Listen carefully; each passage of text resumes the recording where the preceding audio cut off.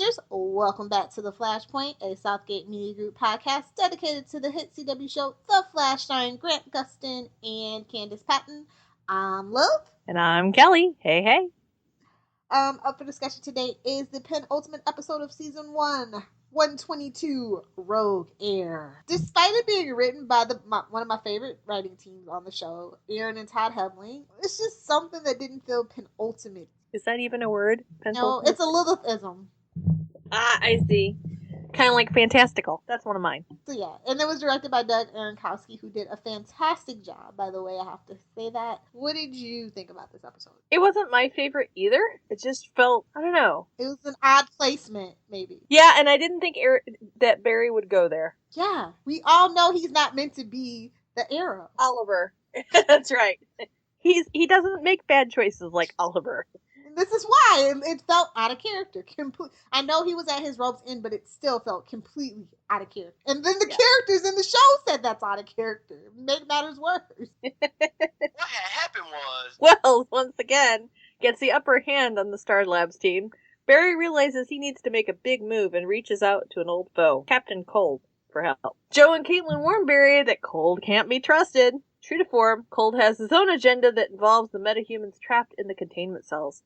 As things seem to be going from bad to worse, the Flash gets reinforcements. Arrow and Firestorm. Who doesn't speak? Not just saying. Our special guest stars were Stephen Amell as Oliver Queen / Arrow / Asa Him. We had Robbie Amell as one half of Firestorm. We had Wentworth Miller as Leonard Snart, aka Captain Cold. Liam McIntyre reprises his role as Mark Martin, Weather Wizard. Paul Anthony plays Ray Bavolo, aka Rainbow Raider. We had Anthony Kerrigan as Kyle Nimbus, a.k.a. The Mist. Doug Jones as Deathbolt. Peyton List as Golden Glider, a.k.a. Lisa Snart. A.k.a. the girl who hits on Cisco. Better stay away from my baby. And we had Danielle Nicolette as Sissel. And then Brittany Oldsford as Shauna Baez. So yeah, I stumbled through that a lot. It's almost as bad as having to read the Bible in King James Version. Oh God, I know. Just getting through Genesis is a tough one. And so-and-so begat so-and-so. Exactly. Which is kind of a little bit more apropos for the last episode. Anyway, so let's talk about what happened in this episode. We opened this episode with Iris and Barry meeting up at Jitters. She is still upset over Eddie's kidnapping. And guess what? Salt in the wound. She just got 2,000 return labels in the mail with both their names on them. Yeah, at first I was like, wait a minute. Are those wedding invitations? Are those the labels for the wedding invitations? But I'm like, wait a minute, he didn't get to propose. Exactly. I thought the same thing. Abby, who even uses snail mail anymore? The low millennials? I pay all my bills online. I know, but on occasion, when I want to do something special, I will send a letter. And there's some things that, quite honestly, you can't actually pay online. So, like, my garbage people. Well, okay. Since you live in Central City, I'll defer to you. I totally do live in Central City. So yeah, Barry says he's gonna do everything in his power to find Wells, and she goes, "Yeah, I understand. I'm just frustrated." She misses Eddie. I would too. She finally, you don't know what you got till it's gone situation. Right. So yeah, that was their thing, and then Barry makes a vow that Wells already took his mom from him. He's not gonna let Wells take anybody else from anyone. So then he gets a call from Cisco, and off to Star Labs we go. Of course. He shows up, and Cisco brings up the question of Wells' wheelchair. Why did he use it? Was it to gain sympathy points or make himself seem like less of a threat? All valid kind of things we were all thinking. And then he pops it open, and lo and behold, it is a hidden power source that is similar to the tech inside Gideon. Mm-hmm. Apparently, Wells has been using this all along to keep himself charged up and allow himself to gain so much extra speed. Interesting. Very interesting. Suddenly, an alarm goes off in the particle accelerator software. Somehow, it's been reactivated. But that only means that someone has been rebuilding it the whole time. And then they realized that Wells was literally under their nose this whole time. And that's why they couldn't find him. Oh, so they take off down the pipeline to investigate. But just as they arrive, they see a yellow flash streak out of there. Barry tries to chase him, leaving Cisco and Joel alone as the sound alarm indicates a prisoner has been released. And that prisoner happens to be Peekaboo, and she is mad. And she knocks Cisco out, and Joe quickly, Cisco and Joe using her rapid teleportation powers before making her way upstairs. She has Caitlin pinned to the wall with a gun to her head in a matter of seconds. And thanks to a swift blow from Iris, Caitlin's still alive. Meanwhile, Barry is out chasing Wells, even though we all know he's nowhere near fast enough to catch him at this particular time. Back at Star Labs, as the team gets Peekaboo back in her cell, they hear something strange echoing through the pipelines. It sounds like someone calling for help, and it is, because Eddie is doing his best damsel in distress impression. So they get him out of there. And before the whole team goes down there, even Iris, and Iris kind of before going up investigates, she sees the ring with the bomb. Right. And then they take him up and try to get him some fluids because he's dehydrated. And then Eddie kind of throws some shade about Iris and Barry. You can't blame Eddie for feeling hurt, though. Oh, absolutely not. Even if it is a madman that I wouldn't kind of sort of believe, right. But the clues are kind of right there. Right.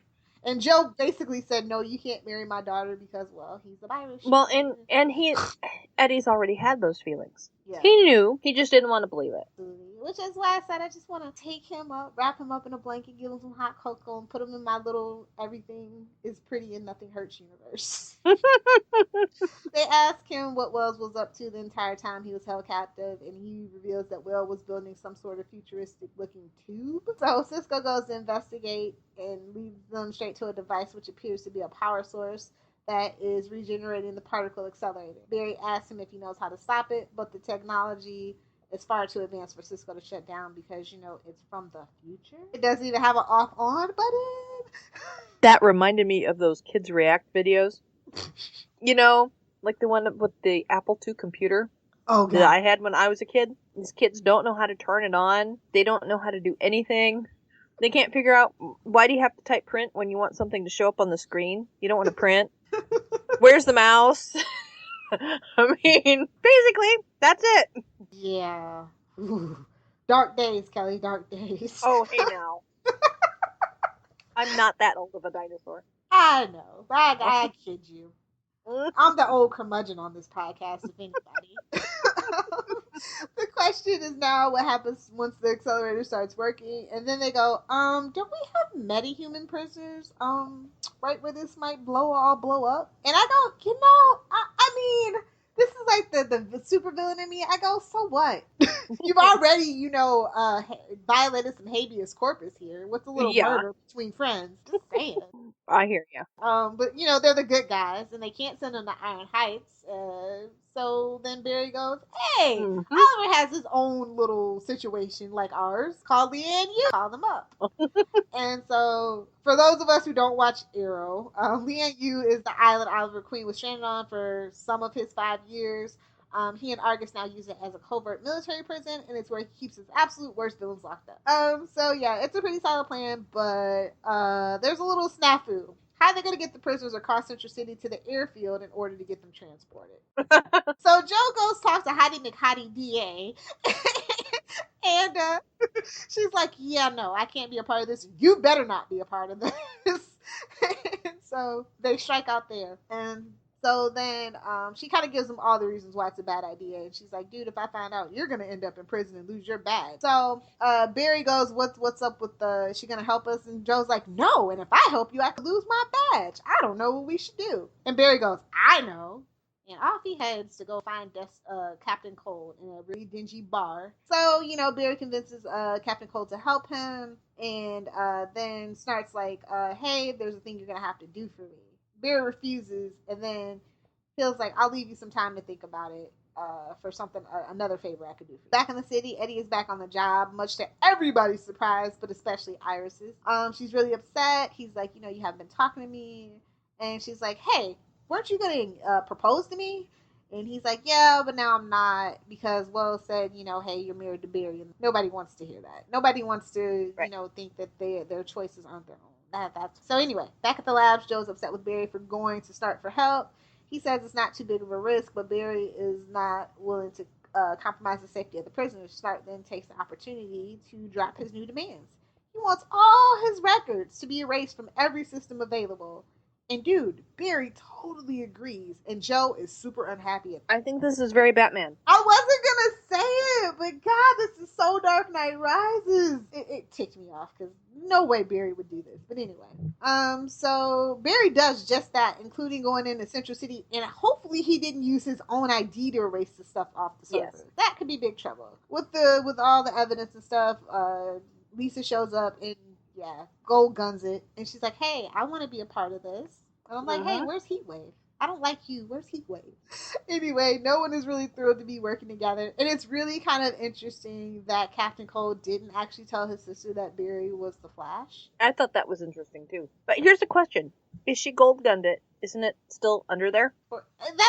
That's the King Midas touch question, right? Mm-hmm. Well, and he had the flash drive as a backup. Hopefully right, because we never saw him actually give it to him, right? The flash drive? No, we did not. Just we the did file. not. Right. So hopefully he's not as dumb as we think he is. He didn't pull out Oliver. Anyway, so yeah. Then Lisa begins flirting with Cisco, and Caitlin's like, get away from my little brother, you little annoying twit, basically. He figured out how to get the metahumans across town. He's harnessed the energy source from Will's wheelchair and uses it to create an energy damper in the back bed of a semi-truck. So yeah, now they can be. It was the damper camper. That's not glamping. That's the only way they camp as far as I'm concerned. Go time and the metahuman. They flood the metahuman cells with tranquilizers to knock them out and move them into the truck. But in this weird coincidence, Lisa Snart is the only one that knows how to drive a 4-wheeler, and she has a license to operate it because they can't all be doctors like Caitlin. Not a 4-wheeler. She has a CDL. Oh yeah, whatever. I'm not good with stuff like that. Sorry. A commercial driver's license. Yes. Wait, is that the same? What do you have to be a chauffeur? That's a chauffeur's license. Okay. A CDL is like using for driving buses or tractor trailers, that kind of thing. Okay. Thank you for the clear. Barry's off ahead of the route, making sure that they have a clear path through the city. Everything seems to be going fine until there's a little malfunction. The truck begins to malfunction, the metahumans awake, and at first they're at each other's throats, and then they're at Barry's throats, with a little help from Captain. The truck arrives at the airfield, and the Argus plane is spotted in the distance. And then we notice all the metahuman powers come out to play, and I believe that the Argus plane gets blown up, thanks to Mark Martin. Correct. That was a little weird. And so they all just kind of beat up Barry, and then even Captain Cold kind of saves him because, hey, he's going to ask another favor eventually. So Snart escapes, and it's really an awful way to kind of end the episode. But wait, there's more. We're not quite done yet. I'm just like, wait, there's more depressing news. Hours later, Joe finds Barry moping in the pipeline. He explains that he can never be like Oliver and do whatever it takes to do what needs to be done. Joe counters that Barry is not the hero and that it's not the sort of hero he is. He asks what kind of hero he is then, and Joe says that he's the kind who cares whether or not criminals live or die because they're humans. Or metahumans. He refuses to use them as pawns the way some other heroes might have. He has firm lines between right and wrong, and he shouldn't blur them. And that's why we love Barry. That guy. Across town at the police station, Iris finally corners Eddie so they can talk. She tells him that whatever future Wells showed him is not her future because she makes her own fate. She tells him that she loves him and that they belong together. But Eddie wants it to end. He says there's always been 3 people in their relationship, Iris, Eddie, and Barry. And he's ready for it to end. It's just kind of the best way, really. I felt bad for him. I always feel bad for Eddie. 23 episodes, I think. It's only been like 4 episodes where I haven't felt sorry for Eddie. That's not a good batting average. No, not a good average. Meanwhile, alarms are sounding at the lab. The accelerator has been activated and is ready for whatever Wells needs it for. He shows up, and Barry kind of recklessly decides to go out and face him on his own. Wells said that he's impressed by Barry's desire to keep people away from harm, but Wells isn't going to apologize for what he's done. Just when you think Barry is in over his head, I don't know where Firestorm and Arrows show up to save the day. Wells might be fast, but he would have a hard time fighting all 3 of them, right? Well, you'd think. It's epic fight time, but clearly Wells has an advantage. He's only slowed down by one of Oliver's special arrows that emits vibrations and keeps him from moving at his fastest. Then they just kind of beat the crap out of each other. It's not long before Wells gets his speed back and he and Barry are speed fighting around the building. They try to team up to take Wells out, but Oliver almost ends up getting killed in the process. What saves them all is a well-placed arrow to the back of the neck that knocks him out. It's super teamwork at its finest. They have Wells in custody. Oliver takes off, but then he asks that he needs a favor from Barry. So yeah, that's kind of where we end the episode. Ananda par favor. So yeah, let's talk about the grade. Well, this one's premise kind of was hard for me because, like we said, this was so out of character for Barry. It just didn't seem real. If that makes it was forced. Yeah, it was very forced. The premise of it, the acting was good, but the whole premise of the episode just seemed wrong. Agreed, ma'am. So for that reason, I gave it a C. Oh, I gave it a C minus. Ooh. See, this is the thing. When Flash does stuff really well, it's like A plus, no problem. But when Flash disappoints me, I'm not afraid to give it a tongue lashing. C minus it is, because it's weird for a penultimate episode. I feel like the Arrow Firestorm was kind of just really forced in there. Yeah, shoehorn. Yeah, all the way. So, you know, that's all. And that's just like the second to last episode of the season. I don't need the writers, worrying me that maybe the finale won't be as great as I think it is. Like, this really had me worried. Like, wait a minute. Bessie? I would say I got a kick out of when Golden Glider's flirting with Cisco in the truck and everything was going crazy. I think my favorite scene is definitely between Joe and Barry, where he explains to him the kind of hero that he is and why he shouldn't try to be like Oliver. Yeah. Hands down. I also like. Yeah, that was awesome. I also liked Iris telling Eddie that she decides her own fate and that she loves her. Yeah, it's just heartbreaking. That relationship was doomed from the start. Yeah, I really can't recall right now. So let me see. I'm sure there's a line I remember. Cisco, what'd you bring that orange? No, Joe. Cisco, what'd you bring that orange soda for? Because I was thinking the same thing. Like, really, you're that thirsty? And Cisco goes, whenever something happens with a reverse flash, liquid floats in the air. Barry's fish tank, Wells champagne, Lance's coffee. Remember that? If this does the same thing, we'll know that Wells is in there. It's all blurring together now. It's not good. Most memorable moment? Yeah, I think I'm with you on the Joe and Barry thing. When he tells him, hey, you're not the Arrow. Please. Yeah, that's like meta. The Flash is like, we'll never be like Arrow. Good. Yeah, basically. I think my most memorable moment had to be, there wasn't like a lot of iconic scenery or imagery in this particular episode, but I have to say it was when the metahumans started to wake up and they wanted to fight each other, and then Peekaboo just kind of said, come on, this isn't a stick measuring contest. So I don't know. Peekaboo was cool this episode. Besides trying to kill Caitlin. Well, yeah, and that's never a good thing. But I can't wait to see her come back specifically. Anyway, anything else you want to talk about from this episode? Not specifically in this episode, but I did want to mention that the Flash is starting from the beginning Tuesday night. So if you missed any, or you have friends that you want to get to watch the Flash, it starts from the pilot this coming Tuesday night. Really? They're not even taking a week off, huh? They are not even taking a week off. So get your friends, get your popcorn. But Kelly, we're doing something Tuesday night. Yes, we are. Actually, yeah, we are doing something Tuesday nights at 8:00 until the Flash comes back in October. We'll be doing something Flashcast related every single week. The first week we're starting is June 9th, and we'll be doing Sky High starring the lovely Danielle Panabaker. A flyer will be going around June 1st or so. But yeah, I just want you guys to kind of keep that in mind. First couple batches of things are Danielle Panabaker related the week. And then we're going to move on to Jesse Martin's Rent. And I'll have links if you guys don't have it so that you can watch it. That's going to be a lot of fun. Yeah, we had tons of fun. Well, live tweeting the old Flash TV show last summer. Met a lot of great people. That was a blast. And I hope they can join us again. Jules is already in, she said. So I'm pretty sure Mikey might be as well. So I think it'll be a Flash family reunion. So I'm really yay. So yeah, I guess that brings us to shameless plugs and self-promotion. Well, you can find me on Twitter, Tumblr, Instagram, and just about anywhere else that matters at Super Squint. That's SuperSquint. You can read me over at voiceoftv.com, and you can also listen to me on Before the Bat with Tyler and Phil. And, of course, Queen Consolidated with the lovely Miss Lilith. As for me, you can find me on Twitter at Lilith Hellfire. You can find me on Tumblr, lilithfairyhellfire.tumblr.com. You can check out my blog, littlepopculturevulture.blogspot.com.